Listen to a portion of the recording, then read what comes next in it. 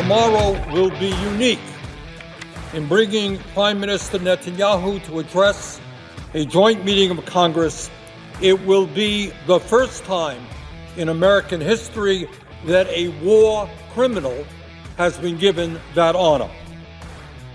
If you can't believe that guy, who can you believe? Where did he learn English anyway? You think that's his first language? That's Bernie the Bolshevik.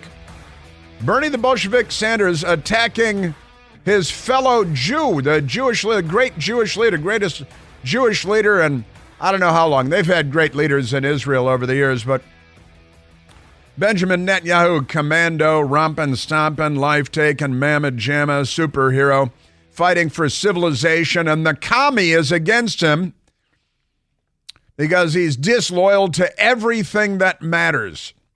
You know, the United States, the Jewish people, when you're Jewish, as he is, what a time it is.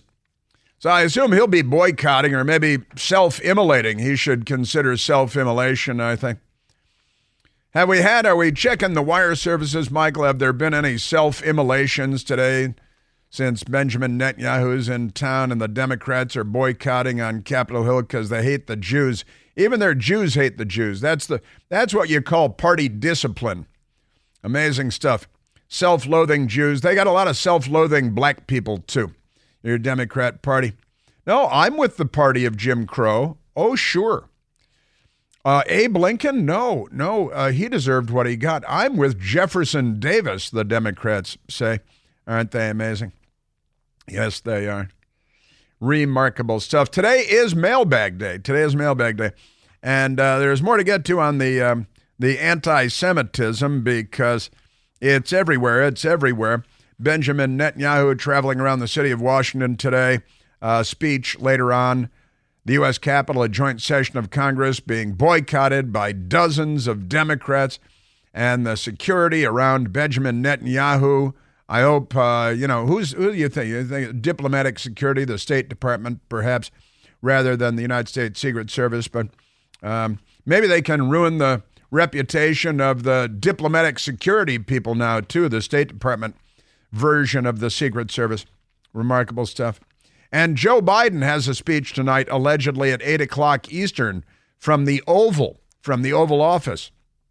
And what's he going to say? He's going to tell us how great Kamala is and what a wonderful job Joe has done and how difficult it was to step aside. I bet he says step aside. And I bet he says pass the torch, and which they use to burn things down. A lot of that stuff going on. Yeah, so Joe Biden address 8 p.m. Eastern, and, on and on. Yes, sir. And I say my best girl and I at 8 o'clock tonight are going to be aboard an airliner over the Atlantic Ocean en route to Amsterdam. Our annual sea cruise begins very soon. Maybe I'll see you there. But it is Mailbag Day as well. It's Mailbag because it's Wednesday. It's Hump Day at the Clinton household. It's Mailbag Day here on the Chris Plant Show. And let's get to mailbag questions. Ray, you can call me Ray, says, I tune in to Chris to hear analysis and humor related to current social and political events. The best part of the Chris Plant Show is the bumper music. The best part, he says, that's the best part. We do have the best bumper music in the business. Michael just leaned over to look at the portrait of Mike McKay that we have in the corner of our still temporary studio. Mike McKay, our technical director for a great many years, no longer with us, God bless him, signing the cross, Vietnam combat veteran. And Mike McKay put together our music library. And he was an old rock and roll DJ before he came here to talk radio.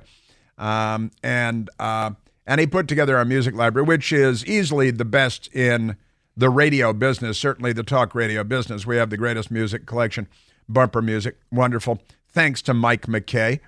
And the question continues. So the best part of the Chris Plant Show is the bumper music. Do you have any? Makes a funny face, a funny smiling face, and says, do you have a special connection to the song Jump Into the Fire which is our open music, or artist Harry Nilsson, who gave us the song Jump Into the Fire. And I got to say, I really don't have any particular connection to Harry Nilsson. The song got my attention one day. I think I was driving, and I was just starting in the radio business. And I was told at WMAL, I'm today in the studios of WMAL, broadcasting nationwide and globally and around the galaxy. But from the WMAL studios in Washington, D.C., our nation's capital. And when I started here, 2005, I was told, well, you got to choose music for your show. And I said, I do. I didn't know anything about talk radio. I didn't know anything about talk radio when I started doing talk radio. And I didn't know you're supposed to take phone calls, for example. I did a 3-hour show, and at the end, I think it was Mike McKay said, why didn't you take any calls? I'm like, I'm supposed to take calls?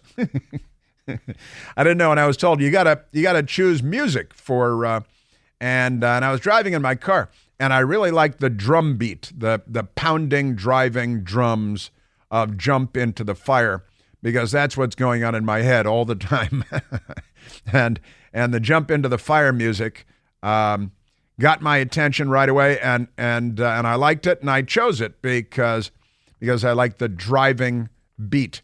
But no particular connection to Harry Nilsson or even to the, and I said, oh, that's a great song. And I'm like, oh, and it's called Jump Into the Fire. And since I was starting a new career in talk radio, and it can be controversial sometimes, I said, I like the name, Jump Into the Fire. Harry Nilsson has a number of famous songs from a bygone era, but I did like the sound of the drums, the driving drum beat. And I thought, I could open with this every day, and that'd be good by me. The driving drums. And I think J.J. Surma went and retrieved the music for me and put it in there. We've been using it ever since. I didn't know if I was going to be in radio for 3 weeks and, be fired or what, but went with that and stuck with it. But Ray, no particular connection, just liked it. And then what movie? It's in a good. It appears in a good gangster movie too. One of the, good with the with the cocaine and all that good stuff. In Goodfellas, it's the song is used in Goodfellas too, which I didn't know until after I chose it as my music for the show. Yeah, but there's a good scene where they use it in Goodfellas as well. Mrs. LaDuke, thank you, Ray. Mrs. LaDuke says, do you think they'll dump Kamala in favor of a contested convention? Well, I'd like to think so. I'd like to think that more chaos from the Democrat Party would be a good thing. And the reality is she's a terrible candidate. She's a terrible politician.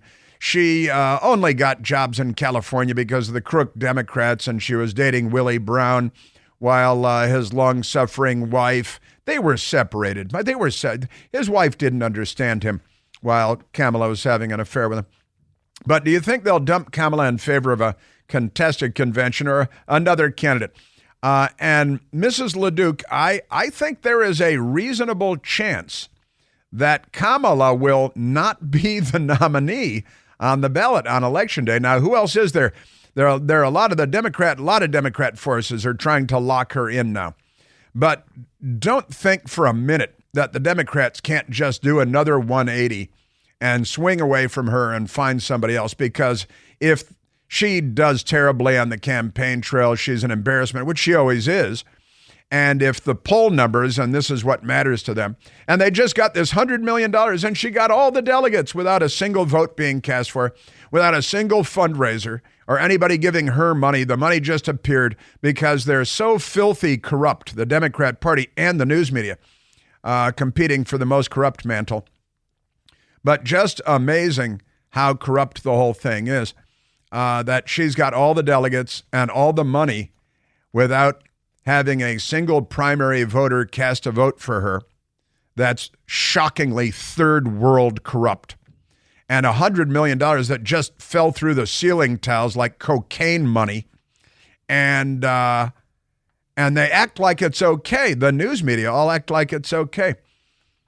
So do you think they'll dump her? If they think they're going to lose with her, they'll drop her like a flaming bag of poo on their front doorstep.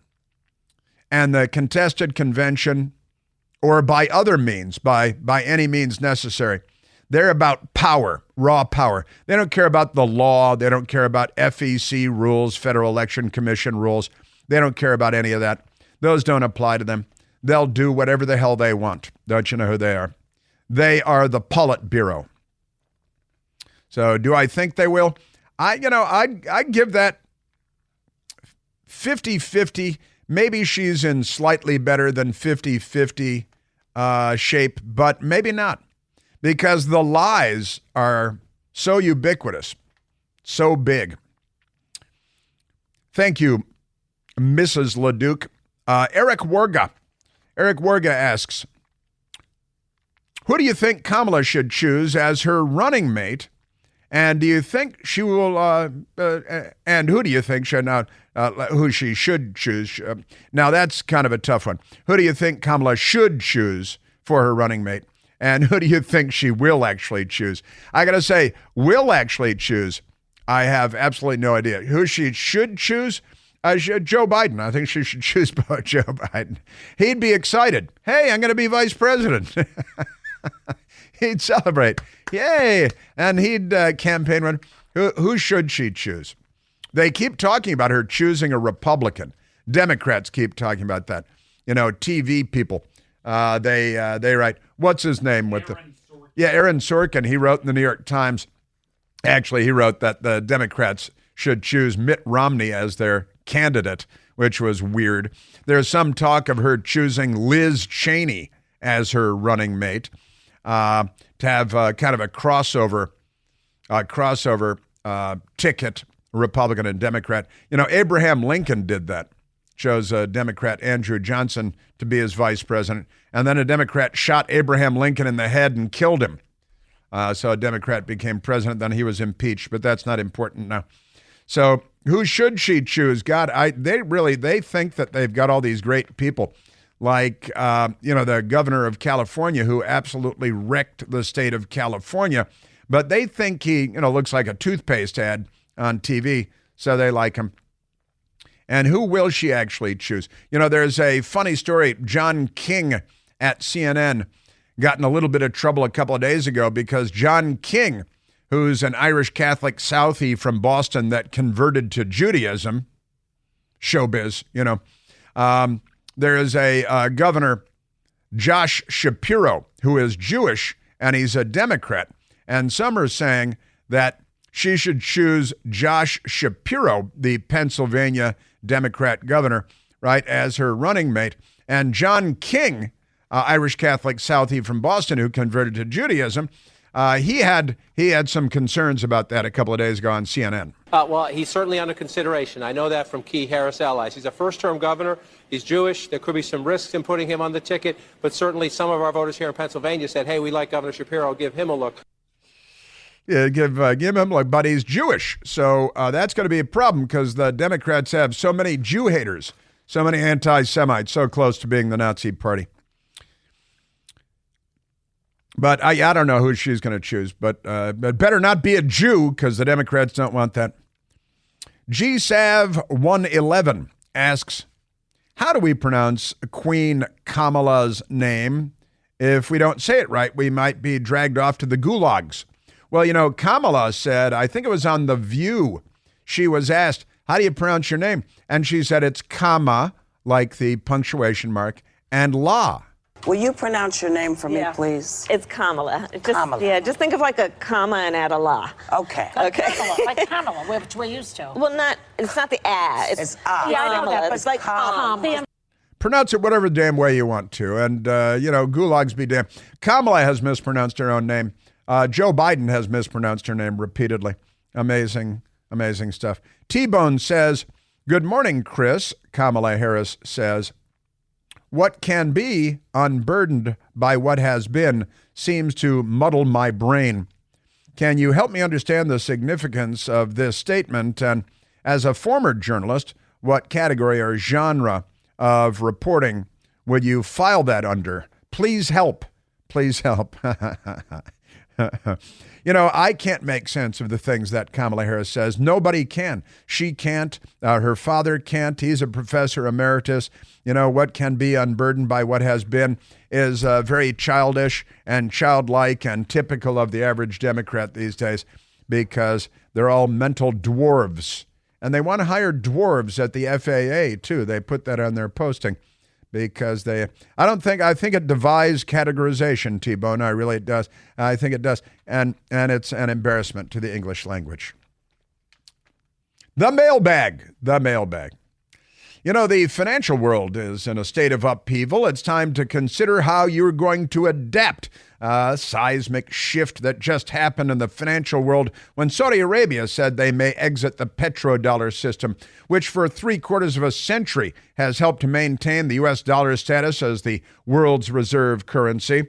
But that era may be coming to an end soon under Joe Biden's watch and Kamala Harris. In times of major economic transition and chaos, a lot of investors look to diversify with what we call tangible assets. Gold, for example, with its history as a safe harbor in turbulent times, may be the go-to option for investors looking for stability and growth. That's why I recommend that you give a call to Advantage Gold. At Advantage Gold, they're the experts in precious metals. They can help guide you through these uncertain times. Give them a call today at 844-368-9797 to get your 100% free 2024 gold and silver guide. And when you mention that you heard about it on this ad, you may qualify for a $1,300 bonus. The financial landscape has already gone crazy. Make sure that you're prepared for whatever comes next. Write this number down now, 844-368-9797, 844-368-9797. Performance may vary. You should always consult your financial and tax professional.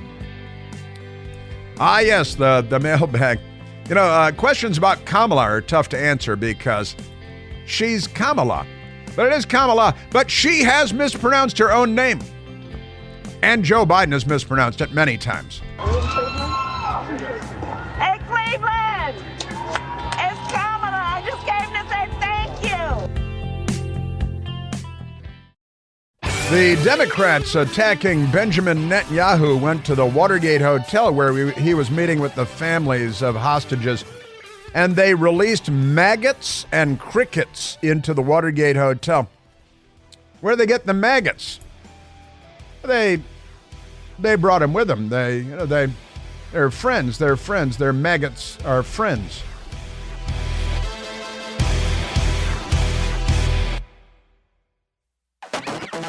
My friend Brian is, something of a music guy, is informing me that the drummer on the music, the intro music we use, Jump Into the Fire, the drummer was a guy named Jim Gordon, who played with Derek and the Dominoes, and he played with Harry Nilsson, and did that driving drum beat. Well, it turns out he was a schizophrenic, and Jim Gordon was, and he murdered his own mother. He murdered his mother, and he was sent to prison, and he spent the rest of his life in prison for murdering his mother until he died there last year. It's a little fun update on Jump Into the Fire. Not the most fun. And, he's probably a Democrat, too. But again, the protesters, the Jew-hating protesters, protesting at the Watergate Hotel, and I want to get to that in a minute. They dropped off maggots and crickets at the Watergate Hotel because Benjamin Netanyahu was there meeting with families of Americans being held hostage by Hamas. And Democrats, the party that gave us pretty much every terrorist group in the history of the United States, from the KKK to the Weather Underground and the SDS, and all of them, all Democrat organizations. Just an awful, really, shouldn't they be banned, the Democrat Party? I half kid. Okay, I mostly kid. All right, let's take a phone call, Michael. Let's talk to the nice people. Let's go to Michael calling from Fayetteville, North Carolina. Michael, you're on the Chris Plant Show. Hi, Chris. Can you hear me? Yes, Michael, I can hear you. Yes, I hope everyone else can, too. You speak the truth. I love your show. Just some quick observations. I'm a veteran, retiree. The soldiers, sailors, Navy, Coast Guard, Marines, people down here, sick and tired of the policies of the Democratic Party. The bottom line is they're not working. We have raging wars in Israel, in Ukraine, in Africa. We have immigration mayhem. We have crime in the cities. For all their claims, the bottom line is they're not getting it done. That's the first point. What do you have to say about that? I'm just interested. I think you're onto them. I think it should be obvious to everyone. And you say in Fayetteville, and certainly a great many military people and military veterans in Fayetteville and surrounding environs in North Carolina, recognizing the obvious seems to be more difficult than ever before in the United States of America. I think mostly, Michael, because of our news media, which feeds on an ongoing basis a load of BS to the American people every day, all day, every day. And now they're telling us that Kamala Harris was not the border czar and that she's not responsible for anything that happened along the border. And she never visited the border, and she's never been to Europe either or whatever. And she's smart and she's good, and don't worry about her cackling like a lunatic. And, the lies that really, I talk about this fairly frequently, Michael, and given my background growing up in a news media household and then working in the corporate media world for so long, the news media corrupts everything. And the Democrats couldn't win an election to save their own lives were it not for a corrupt news media. Joe Biden never left his basement in 2020. And then we had the corruption of the intelligence officials, the 51 intelligence officials that corrupted our election, and in a consequence-free universe where no handcuffs for them, no, just for if you prayed outside the Capitol on January 6th, you get years in prison. You deviously, deliberately corrupt our presidential election like John Brennan did, the communist voting CIA director, and there are no consequences for that. Of course, they destroy everything. And Michael, I apologize, but they always do it in the name of making it better. We're going to make the economy better. It's devastating. 9.1% interest rates. Young people can't buy houses. Nobody can buy houses. The inflation rate, and the 9.1% inflation rate, and the interest rates go through the ceiling. And the crime rates go through the ceiling. Everybody knows it. We had a 26-year high in homicides in Washington, D.C. last year. And they tell us, no, crime is lower. The economy is great. The lie is so big that it's like the Soviet Union, Michael. And that's why some people are ignorant of what's really going on. But if you listen to this radio show and to this radio station where you're listening to this radio show, you're probably dialed in enough to be smart like you, Michael. I am. I have one more point to make, too. I'm Catholic, man, and I see total hypocrisy in a lot of the Democrats. Not all, but, Kamala and Joe, they would promote trans and gay and lesbian. I'm okay with that. But then in the same breath, they'd say all those people have the right to autonomy and self-determination. That's fine. I agree. I'm not in their shoes.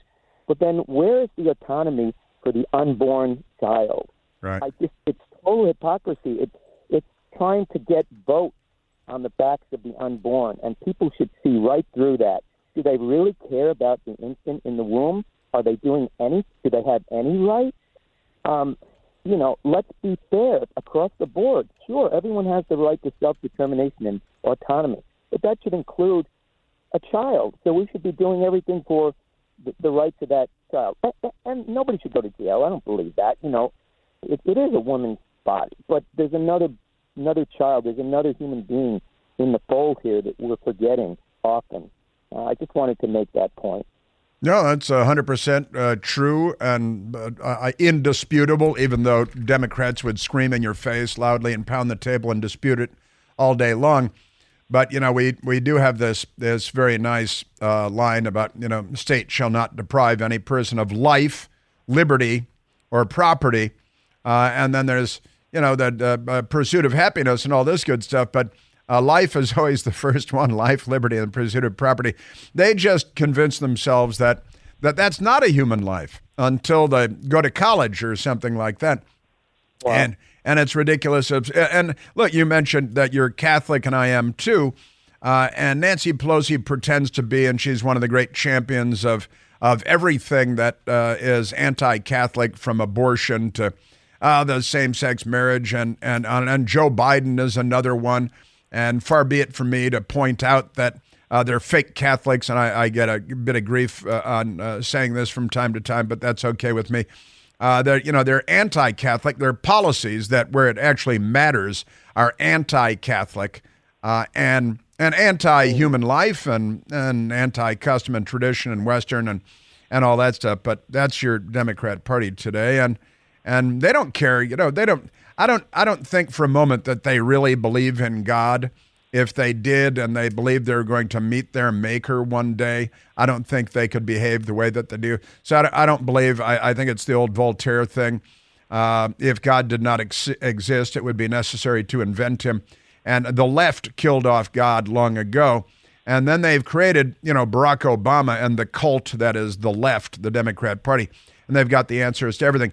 They go to fix the economy, they make the economy worse. They go to fix crime, the crime problem, they make crime problem worse. They say they're going to fix the border, they make the border worse. I promise you they're making the environment worse too right now, because they say they're fixing the environment. They're only making it worse, because that's what they do with absolutely everything. Okay, I just love your show, and it's very humorous. You have a great sense of humor, so keep it up, okay? And Thank you. Your trip. Thank you, Michael. God bless you. Retired U.S. military. I'm saluting you. Saluting you, Michael. It's a smart and snappy salute. Pointing fingers. God bless you. Thank you very much. Now, we've got, there's just so much stuff. I'm gonna have to inform the network we're running over by 2 hours today. We've got too much stuff to get to. We do have, you know what? I just mentioned the Democrats dropping maggots and crickets at the Watergate Hotel because they dared to have Benjamin Netanyahu there, and he's too pro-Western and pro-civilization, and the left hates that. Now, just a little bit of what the Democrat mob, the anti-Semite mob, there are supposed to be tens of thousands of them in Washington today, shutting down roads, major arteries, the Rock Creek Parkway and beyond. And in fact, we have to adapt our plans today because of the lunatics. It's all part of living in Washington. Now, I'm sure they're gluing themselves to things. But here is a bearded man with a Hamas headdress on, and they're all out of their minds outside the Watergate Hotel, where they put up huge fencing around the Watergate Hotel, and they're putting up fencing around the Capitol because the mobs of violent Democrat, racist, anti-Semite criminals that the Democrats have brought into Washington, D.C., our nation's capital. We're gonna win! Allahu Akbar, Hamas! Allahu Akbar, Hamas! Allahu Akbar, Hamas! I got you on the highway! Yeah! Allahu Akbar, Hamas! Allahu Akbar, Hamas! Yes! Kill the Jews, kill the Jews. Yeah, he's wearing a green military T-shirt and the black and white Hamas headdress, and he's a bearded man, and he's screaming with an accent. He might be from Ohio, but the Democrats they field these lunatics. There were. Do we have any more of the Watergate Hotel? Then we had him on Capitol Hill being arrested. A couple hundred arrested at the Cannon House office building yesterday as well, where they will not be. None of these people are going to be arrested and charged with crimes and sent to jail like January 6th. People by the hundreds, including an older woman who was praying outside the Capitol, and the Democrats want to put her in prison for years, literally for years. Man, oh man. Allahu Akbar! Abu Ubaidah, we're gonna kill all of you! We're gonna kill all of you! We're gonna kill all the Jews. Tell us what you really think. We're gonna kill all the Jews, but he will face no charges. That's not hate speech. That's not a hate crime. That's just the Democrat Party being the Democrat Party. We're gonna let's just play that one again, because this is at the Watergate Hotel, Benjamin Netanyahu visiting families of Americans being held hostage by Hamas, a terrorist group funded by Iran. Iran funded by Joe Biden and Barack Obama. They're not on our side. Allahu Akbar! We're gonna kill all of you! We're gonna kill all of you! Now, they brought the Middle East into the Democrats deliberately brought the jihad, the war, the global conflict, the epic struggle into the United States. They did it on purpose. They are far from being on our side. They are just amazing. That's your Democrat Party. Yes, sir. In the meantime, the Democrats, what are they doing? They're threatening the world, saying if you're critical of Kamala Harris, who didn't earn the electors that she now lays claim to, who didn't raise the funds that she now plans to spend, we are a third world. Well, let me say this clearly. The Democrat Party is the third world.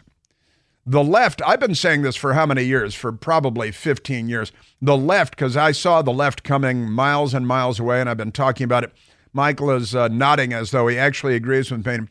And for years and years, I've been saying, the left is here, the left is coming, and the left brings the third world with them. They bring all things third world: the crime, the rape, the sexual abuse, the corruption of the economy, the corruption of education, and the corruption of our system of electing leaders. And now they have accomplished all of that.